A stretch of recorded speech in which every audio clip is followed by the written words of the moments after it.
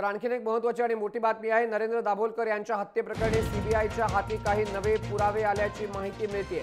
सीबीआयने पनवेल आणि पुण्यामध्ये दोन ठिकाणी छापासत्र सुरू केलेलं आहे। पुण्यामध्ये सारंग अकोलकर याच्या घरी छापा टाकण्यात आलेला आहे, तर पनवेलमध्ये डॉक्टर वीरेंद्रसिंह तावडे यांच्या घरी देखील छापा टाकण्यात आला आहे। दाभोलकरांच्या हत्येसंदर्भात काही पुरावे मिळाल्यामुळे हे छापासत्र सुरू आहे असं सांगण्यात येत आहे। दरम्यान आपचे नेते आशिष खेतान हे जे ट्विटरवर बोलतात ते सीबीआयनं अधिकृत बोलावं असं अपेक्षित असल्याचं मुक्ता दाभोलकर यांनी म्हटलेलं आहे। तर सनातनच्या पुनारेकर यांनी आशिष खेतान हे भ्रष्ट असल्याचा आरोप केलाय। त्यांच्या वक्तव्यावर विश्वास कसा ठेवायचा असा देखील सवाल त्यांनी उपस्थित केलाय।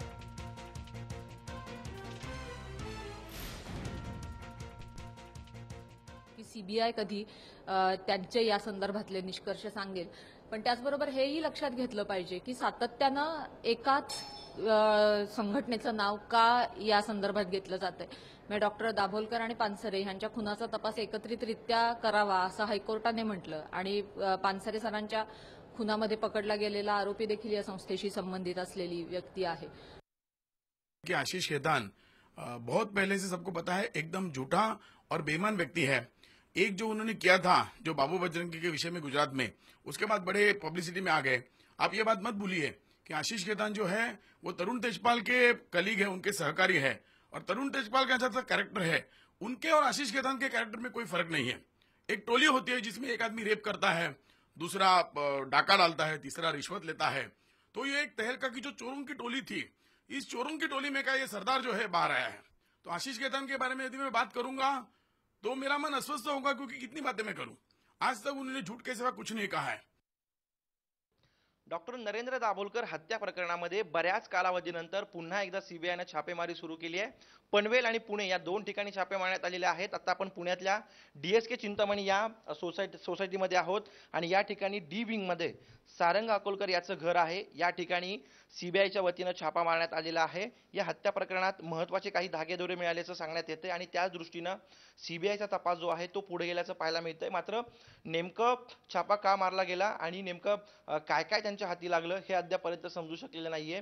महत्त्वाची बाब म्हणजे सारंग अकोलकरची जर पार्श्वभूमी पाहिली तर तो इलेक्ट्रिकल इंजिनियर आहे, मात्र सनातनच्या संपर्कामध्ये आल्यानंतर तो पूर्ण वेळ साधक बनला होता आणि त्यानंतर मडगाव ब्लास्ट जो गोव्यामध्ये झालेला होता त्यामध्ये त्याचं आरोपी म्हणून नाव आलेलं होतं। तेव्हापासून अर्थात 2009 पासून तो फरार आहे। पोलीस वेगवेगळ्या मार्गांनी आणि वेगवेगळ्या तपास यंत्रणा ज्या आहेत त्या शोध घेताना पाहायला मिळतात, मात्र अद्यापपर्यंत सारंग अकोलकर याचा तपास लागलेला नाहीये। इतकंच नाही तर मालेगाव ब्लास्टचा तपास होत असताना सुद्धा सारंग अकोलकरचं नाव पुढे आलेलं होतं, मात्र तरी सुद्धा वेगवेगळ्या यंत्रणांनी तपास केला, मात्र सारंग अकोलकर हाती लागत नाहीये। मात्र आता डॉक्टर नरेंद्र दाभोलकर यांच्या हत्या प्रकरणामध्ये सारंग अकोलकरचं नाव आल्यानंतर सीबीआय छापेमारी करताना पाहायला मिळते। मात्र नेमकं हाती काय लागले आणि तपास नेमका आता कुठल्या दिशेने पुढे जातोय हे पाहणं महत्त्वाचं असेल। व्हिडिओ जर्नलिस्ट निकेतन मानेसह अमोल कविटकर, जय महाराष्ट्र, पुणे। तर सारंग अकोलकर आहे तरी कोण, ग्राफिक्सच्या माध्यमातून आपण जाणून घेऊया। त्याच्यानंतर आपण आमच्या प्रतिनिधींकडून सुद्धा माहिती घेणार आहोत। तर सारंग अकोलकरने इलेक्ट्रिकल इंजिनिअरिंगची पदवी घेतलेली आहे। पुण्यातल्या शनिवार पेठेमधल्या डीएसके चिंतामणी या ठिकाणी तो राहायचा। सारंग सनातनच्या संपर्कात आल्यानंतर संपूर्ण वेळ सनातनचा साधक बनला। गोव्यातल्या मडगाव स्फोटामध्ये देखील सारंगचं आरोपी म्हणून नाव आहे। 2009 पासून सारंग गायब आहे आणि मालेगाव स्फोटाप्रकरणी देखील सारंगचं नाव चौकशीमध्ये समोर आलं होतं, त्याच्यावरती संशय आहे।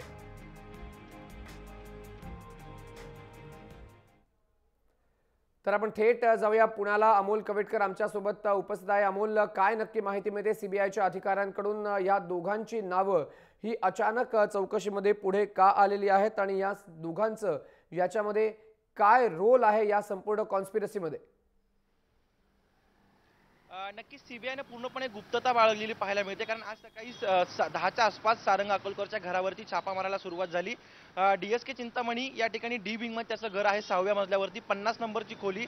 मात्र या खोलीमध्ये गेले बरेच दिवस कोणीच राहत नसल्याची माहिती मिळते। ज्यावेळेस सीबीआयचं पथक पोहोचलेलं होतं त्यावेळेस सुद्धा ही रूम जी आहे ती पूर्णपणे बंद होती। सीबीआयनं कुलूप तोडलं अशी आता माहिती मिळते आणि त्यानंतर घराची झाडाझडती घेतलेली पाहायला मिळते.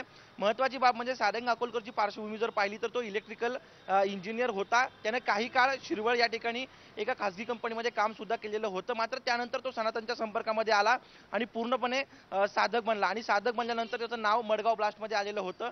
तेव्हापासून तो घरच्यांच्या सुद्धा संपर्कात नाही असं सांगण्यात येत आहे. 2009 पासून सारंग अकोलकर पूर्णपणे गायब आहे, कोणाच्याही संपर्कात नाहीये. मात्र मडगाव ब्लास्ट नंतर वेगवेगळ्या तपास यंत्रणा ज्या आहेत ते त्याचा शोध घेताना पाहायला मिळतात. त्यानंतर एनआयएने ज्यावेळेस तपास केलेला होता मालेगाव ब्लास्टचा, त्यामध्ये सुद्धा सारंग अकोलकरचं नाव आल्याची चर्चा आहे. त्यामुळं सारंग अकोलकर आता नेमका आहे तरी कुठं आणि नेमकं नरेंद्र दाभोलकर या प्रकरणामध्ये सारंग अकोलकरचा रोल काय होता याचा तपास आता सीबीआय घेताना पाहायला मिळते. मात्र मयांक याच्यामध्ये महत्त्वाची गोष्ट म्हणजे याआधी सुद्धा छापेमारी जी आहे ती सनातन आणि संबंधित संघटनांची संघटनेतील संबंधित लोकांशी झालेली होती. मात्र हाती काहीच अद्यापर्यंत सीबीआयच्या लागलेलं नाहीये. केवळ छापेमारी होते, काही दिवस चर्चा होते आणि काही काळ निघून गेल्यानंतर पुन्हा एकदा तपास थांडावतो अशा प्रकारचं चित्र आहे. आता दिल्ली सीबीआयचा क्राईम ब्रँचचा तपास जो क्राईम ब्रँचकडे हा तपास देण्यात आलेला आहे. मात्र थोड्या कालावधीनंतर तपास थंडावतो आणि पुढे पूर्णपणे हा तपास शांत झालेला आतापर्यंत पाहायला मिळते. त्यामुळे आता नेमकं सारंग अकोलकरच्या घरी धाड मारून नेमकं काय हाती लागलं हे पाहणं महत्त्वाचं असेल. दुसरीकडे सातत्यानं मागणी होती की सनातन संघटना आणि त्यांच्याशी संबंधित लोकांनीच हे कृत्य केलेलं असावं. गोविंद पानसरे असतील आणि दाभोलकर असतील यांचा तपास एकत्रितपणे व्हावा अशी पूर्वीपासूनची मागणी होती. मात्र ही मागणी मान्य झालेली दिसत नाहीये आणि आता तपास सीबीआय करते आणि पुन्हा एकदा धाड सत्र सुरू केलेलं आहे. सीबीआयकडनं अधिकृत अद्यापर्यंत काही माहिती देण्यात आलेली नाही. केवळ छापा टाकला, नेमकं हाती काय लागलं हे अद्यापर्यंत समजलेलं नाहीये. त्यानंतरच नेमकं स्पष्ट होईल की या हत्या प्रकरणाचा तपास जो आहे तो कुठल्या दिशेनं चाललेला आहे आणि सारंग अकोलकर आणि जे तावडे जे आहेत त्यांचा नेमका याच्यामध्ये कशा प्रकारचा सहभाग होता ही बाब स्पष्ट होईल. ते थेट आरोपी आहेत का किंवा ते मास्टर माइंड आहेत किंवा त्यांचा वापर करण्यात आलेला होता याबद्दल अद्यापर्यंत कुठलीही माहिती नाहीये. मात्र 3.5 वर्षानंतरच्या मोठ्या कालावधीनंतर का होईना मात्र काहीसा वेग जो आहे तो या हत्या प्रकरणाला आलेला पाहायला मिळतोय. अमोल, तू म्हणतोयस की हत्या प्रकरणाला एक वेग आलेला आहे. मात्र ज्या प्रकारे सीबीआयने छापेमारी केलेली आहे, मध्यंतरीच्या काळामध्ये सीबीआयने अशा प्रकारची कुठलीच छापेमारी केली नाही. सारंग किंवा डॉक्टर तावडे या दोघांसंदर्भात सीबीआयकडे काय माहिती आहे? काही सूत्रांशी बोलणं झाले का सीबीआयची, की कशामुळे या दोघांचा जो आहे तो क्लू मिळाला? आत्ता जी आहे ती सीबीआयकडनं कुठलीच माहिती मिळत नाही, कारण अत्यंत गुप्तता या सगळ्या प्रकरणामध्ये पाळली जाते. छापेमारी पूर्ण झाल्यानंतर सीबीआयकडनं हा मेसेज जो आहे तो मुद्दाम पसरवण्यात आलेला होता.